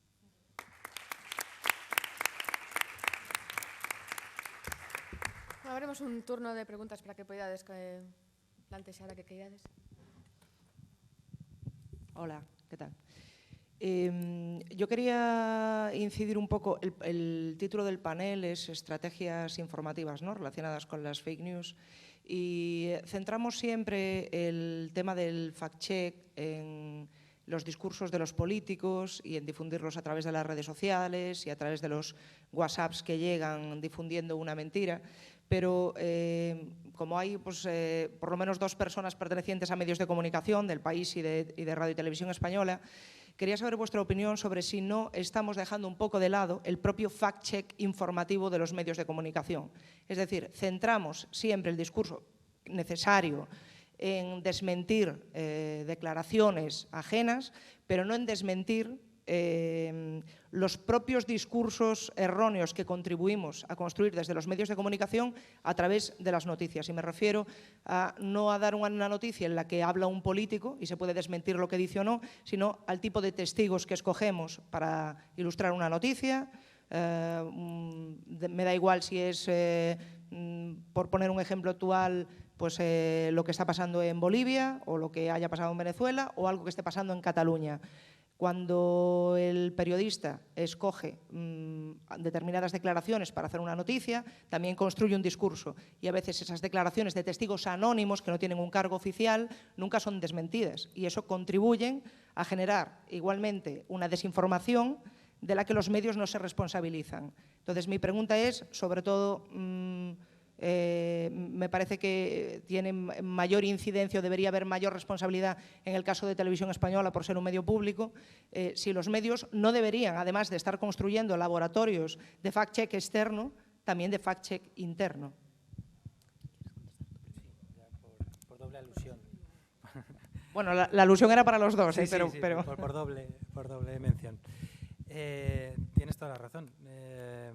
De hecho, la idea de construir un departamento de verificación dentro de Radio Televisión Española a medio plazo, que parece que está ahí, que puede llegar a ocurrir y que debería ocurrir, va en esa línea de trabajo también. No es algo que vaya a estar mirando hacia afuera, sino que trabaja con los equipos informativos de Radio Televisión Española.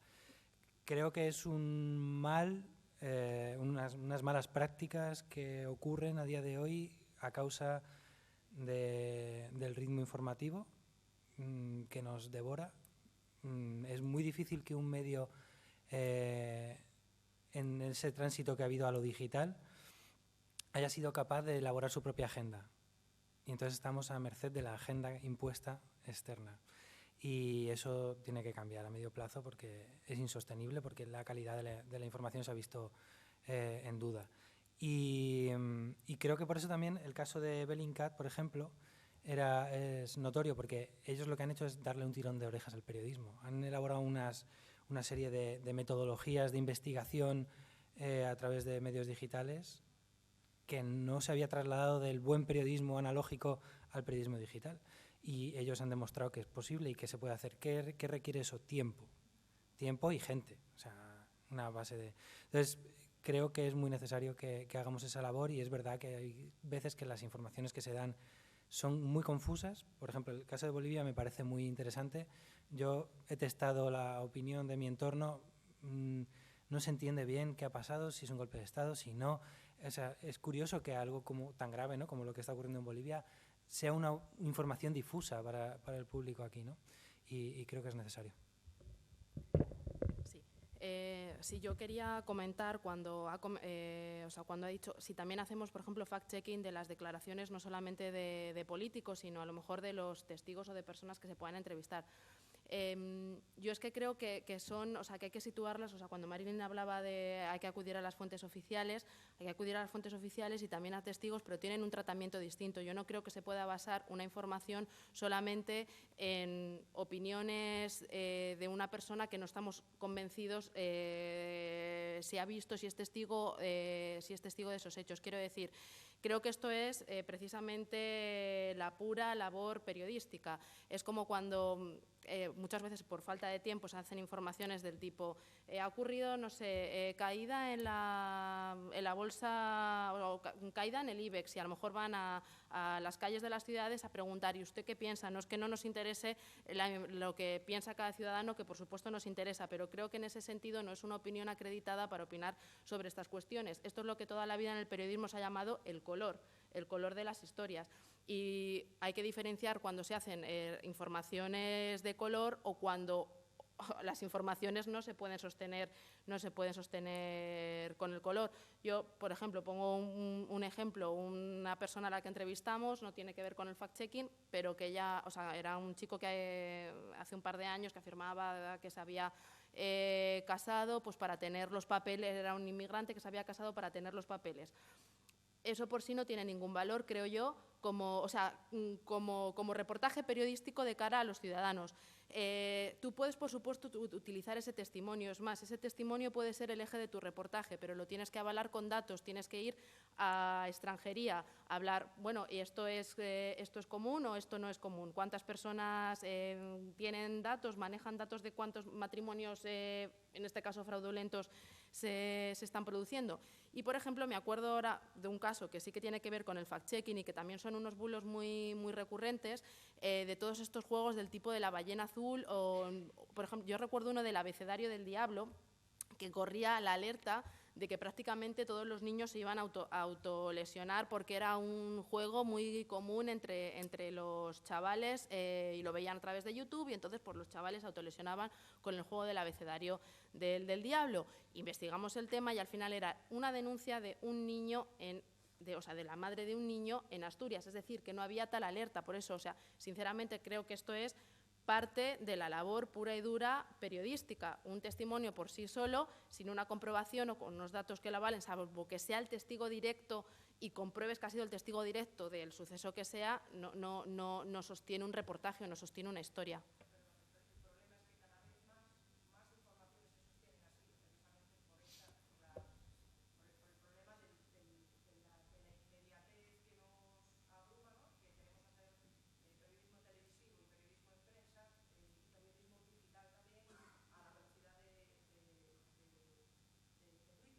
Sí.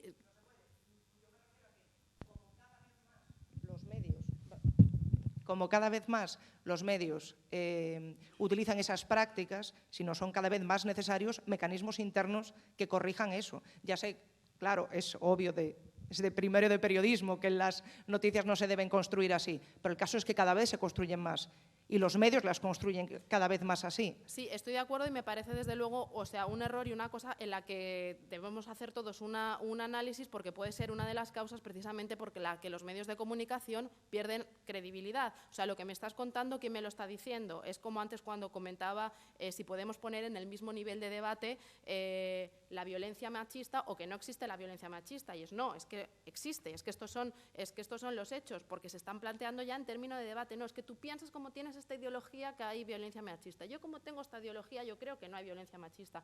Y en este caso es lo mismo. O sea, si se sigue incurriendo desde luego en este tipo de prácticas de únicamente recurrir a testimonios, que por otra parte es lo fácil, pues desde luego perdemos toda la credibilidad. Y, ojo, no quiero restar tampoco valor al testimonio de los ciudadanos. Recuerdo un reportaje que, por ejemplo, ganó el Premio Nacional de Periodismo en México sobre las muertes de Ayotzinapa, y estaba basado, eran como en 40 o 50 entrevistas, todas anónimas, pero eran 40 o 50 entrevistas que obviamente por motivos de seguridad esas personas no daban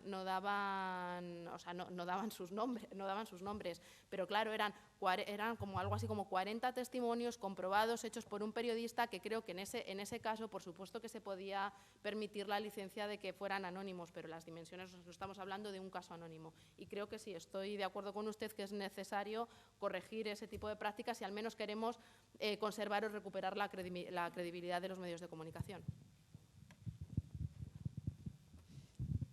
Ahora, yo quería hacer una pregunta en relación a algo que ha comentado Patricia. Me parece que es muy relevante a la hora de hablar de cómo funciona todo este mundo de los bulos y cómo se mueven a través de las redes sociales. Ella comentaba el caso de una conversación con un lector que sostenía, le daban igual los datos que le ofrecíais. Es decir, él seguía manteniendo su tesis. Yo creo que es muy importante porque cuando hablamos de este tipo de desinformación, estamos hablando de que en realidad lo que no importa es la verdad. Eso es lo que menos importa. Me ha recordado mucho un comentario que le he oído decir a Martin Baron, al director del Washington Post, que ellos montaron un equipo de fact-checking, creo que de más de un centenar de personas, solo para controlar las cosas que decía el presidente de Estados Unidos. Y su decepción era que no servía para nada. Es decir, que no servía para que quienes creían al presidente Trump cambiaran de opinión. Entonces, mi pregunta es un poco si vosotros habéis testado la eficacia del fact-checking a la hora de acabar con el fenómeno, porque yo veo que muchas de estas afirmaciones son, lo mencionaba antes Marilyn, son cíclicas, vuelven a aparecer, cada cierto tiempo vuelven otra vez y con la misma fuerza o incluso más. Es decir, la pregunta viene a ser, ¿quién está ganando en la guerra de la desinformación? ¿La está ganando el periodismo o, como creo yo, la está ganando la desinformación? Y otra cosa más que sí me gustaría, si a lo mejor alguien tiene una idea de cuánta desinformación está circulando ahora en las redes opacas, sobre todo por WhatsApp, que es un tema que me interesa mucho en la medida en que, por ejemplo, Vox la utiliza muchísimo para construir ideología. Y eso escapa, creo, al control de quienes os dedicáis al fact-checking. Entonces, no sé si tenéis idea de cuánta información se está moviendo a través de eso. Gracias. Vale, bueno, estos datos que tú pides, nosotros estamos todo el tiempo intentando tenerlos, porque para nosotros es fundamental, pero es muy difícil medir ese tipo de cosas. Te puedo decir conclusiones a las que hemos llegado nosotros tras un año de estar observando mucho y discutiendo cosas en la redacción y leyendo muchas encuestas y muchos estudios que también se hacen a nivel internacional, europeo y también en España. Nosotros, por ejemplo, en nuestra experiencia propia hemos detectado que desde que nosotros empezamos a hacer verificación del discurso político en debates electorales, por ejemplo, a la que luego se fueron uniendo otros verificadores y ya era como que anunciamos en tal debate político vamos a estar verificando tantos equipos y tal, no sé qué, los políticos dan menos, y esto lo hemos medido, no tengo ahora el número exacto, pero dan menos datos en ese tipo de debates, dan menos datos verificables. yo no sé valorar si eso es un avance o no, pero ellos ya son más conscientes de que no pueden mentir abiertamente con datos o con frases, no pueden decir cosas que luego se las podamos fact-chequear en poco tiempo o en un minuto, ¿no? Entonces, en ese sentido hemos visto que en esos debates son más ambiguos, o dan más opinión, o dan más declaraciones de tipo general o abstracto, pero no dan datos. Y aunque luego, cuando ellos no se saben vigilados, es decir, por ejemplo, en canutazos o en otro tipo de ruedas de prensa, donde no saben si vamos a estar o no escuchando, vuelven a repetir esas mentiras, ¿no? Y por otro lado, yo creo que, y esto lo vemos todos, el tema de que ahora haya más conciencia de que el periodismo tiene que tener una metodología de fact-checking y que haya tantos grupos que hacen fact-checking, hace que otros medios que hasta ahora no lo hacían, o que los mismos periodistas, o lo que decía aquí la otra pregunta, se den cuenta de que al final esto es periodismo puro y duro. O sea, esto es cómo se hace el periodismo de verdad. Si nadie debería publicar, aunque no sea fact-checker, aunque sea solamente periodista, nadie debería publicar algo que no está contrastado, y contrastado por más de una fuente y por más de un periodista. Nosotros en nuestra metodología tenemos que, además del trabajo que hace cada verificador individual, cada fact-checker, eso luego es revisado por todo el equipo, que vuelve a someter las mismas pruebas, y luego por dirección. O sea, pasa 3 filtros. Es verdad que los medios, sobre todo los medios digitales, han empezado a ir a un ritmo en el que se han pasado por alto muchas cosas de estas, pero yo creo que el hecho de que ahora estemos hablando tanto de fact-checking y de que esté todo el tema como un poco también en boga, hace que, y aquí tenemos 2 ejemplos maravillosos, hace que medios vuelvan a querer tener unidades de verificadores, vuelvan a querer empezar con esa metodología, y bueno, ya luego que eso se extienda o que se mantenga en el tiempo, ya no depende de estos periodistas que están aquí, sino que dependen de las direcciones, ¿no? Y yo creo que en principio es un dato bueno el que haya esta proliferación de fact-checkers y de grupos que estamos colaborando, y sobre todo ese ojo público que está puesto incluso en nuestra labor, incluso en que si damos un dato, a nosotros también nos miran con lupa todos, unos y otros, ¿no? Entonces creo que en principio, a falta de esos datos que nosotros tampoco tenemos, es algo positivo, quiero creer por lo menos. Vale, yo quería responder a esto también, porque es un tema que también me llama mucho la atención, ¿no? El tema de la construcción de la mentira, y cómo nosotros lo que hacemos es al final hablar nuestras creencias, simplemente es esto.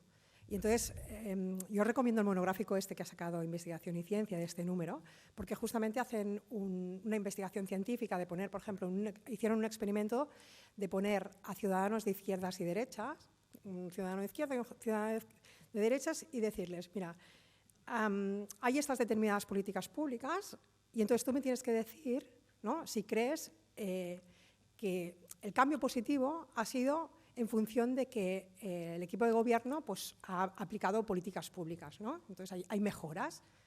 Y entonces lo que hacían era mentir a los que estaban dentro del experimento, y entonces tendían a pensar que si el gobierno que había aplicado esas políticas públicas era de su partido, es que tenía incidencia, ¿vale? Entonces esto forma parte de la condición humana. Creer siempre aquello que va a favorecer tu propia creencia, ¿no? Entonces esto no se puede cambiar, es como decir, esto forma parte del ser humano y no lo vamos a cambiar. Lo que sí que podemos, creo, hacer nosotros es frenar la dimensión de la tragedia, ¿no? Entonces, en este sentido, es cierto que desde que estamos los verificadores, nosotros también lo hemos visto en las elecciones municipales. Por ejemplo, había un candidato a la alcaldía, que era Collboni, que era del PSC, que no daba ningún dato. O sea, directamente ya había entendido que la cosa iba por aquí. Nosotros tenemos, o sea, lo único que podemos hacer es verificar datos. Opiniones nunca vamos a verificar. Entonces, podemos ganar la batalla con los datos. Entonces, una de las cosas que podemos hacer es que los políticos mientan menos, porque se van a sentir más observados, cosa que antiguamente nadie, aparte de los medios de comunicación, nadie les estaba interpelando. Entonces, ahora mismo ven que esas cifras que antes las decían y nadie les iba a decir nada, porque nadie las iba a comprobar, nadie iba a hacer el peer review de todos sus datos, o sea, se lo van a pensar. Y por otro lado, yo creo que la manera de combatirlo es el tema de la educación. Yo creo que eso es fundamental también. O sea, tenemos que, pues esto, ¿no? Pues decir, hey, mira, ahora tengo a alguien para preguntarle, ¿no? O sea, que los ciudadanos ya antes lo compartían y ahora digamos, oye, no lo voy a compartir, primero se lo voy a preguntar a Neutral, se lo voy a preguntar a los de televisión, se lo voy a preguntar a alguien antes de compartirlo. Esto antes tampoco nadie tenía a nadie, ¿no? Para preguntarle. Y luego incidir desde que son pequeños en las escuelas a los chavales, que hasta desde que está Internet ya las fuentes no es la enciclopedia que tenías en tu casa. O sea, la fuente es cualquier cosa. Entonces, hacer el freno, formar a las personas, igual que hay desinformación, pues formar en el freno este. Y luego cifras, por ejemplo, Gartner sí que está diciendo, por ejemplo, hay un dato de que ahora mismo, en el 2022, el 50% de las informaciones eran falsas. Esto es un dato que os dejo ahí para que lo tengáis en cuenta.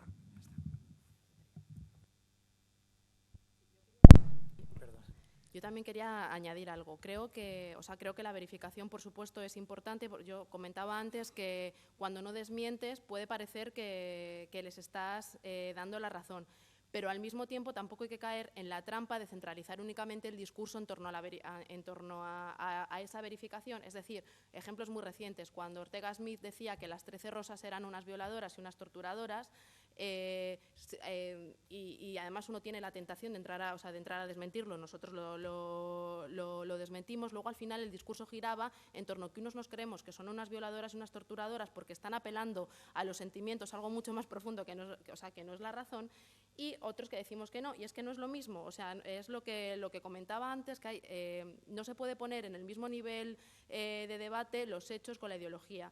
Y el problema es cuando apelas a la razón y haces verificación, el convencido y el que va a tratar de hacer un análisis más racional se va a convencer. Pero en el caso que yo exponía anteriormente con respecto, por ejemplo, a la xenofobia, pues es que les da igual, si me estás diciendo que es verdad, que lo que yo estoy diciendo es mentira, pero como soy xenófobo, aunque yo no lo voy a reconocer, eso me da igual. Creo que hay que intentar al final, creo que hay que verificar sin conseguir que eso centre todo el debate, porque ese debate al final amplifica el mensaje hacia los convencidos de esas ideas. Y solo voy a poner un ejemplo. El lunes participé en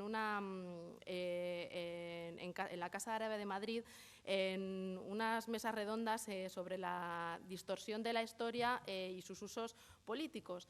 Y era un encuentro entre historiadores y periodistas muy interesante. Y cuando terminó y se abrió el turno de debates, apareció un señor muy mayor que obviamente defendía el franquismo y empezó a criticar todo lo que allí se había dicho y a decir esto es mentira. Y todo el mundo tuvo la tentación de responderle. Y finalmente el debate giró en torno al desmentir a ese señor y no en torno a vamos a ver cómo podemos hacer como periodistas y como historiadores en ese caso, cómo podemos abordar esto para que no se siga desinformando. Entonces, creo que hay que verificar, pero al mismo tiempo buscar el equilibrio, que no es fácil, de dónde centramos el debate o dónde no lo centramos. Bueno, esgotamos o tempo, xa me estaba mirando mal. No, era broma. Bueno, foi un placer escoitarvos a vosa experiencia e a vosa guía, que creo que é moi de interés para termos en conta nesta facultade, e tamén nos periodistas que traballamos noutros medios e non exploramos eses ámbitos. Eli, César, Patricia, Marilín, moitísimas gracias, foi un placer. Moitas gracias. Gracias.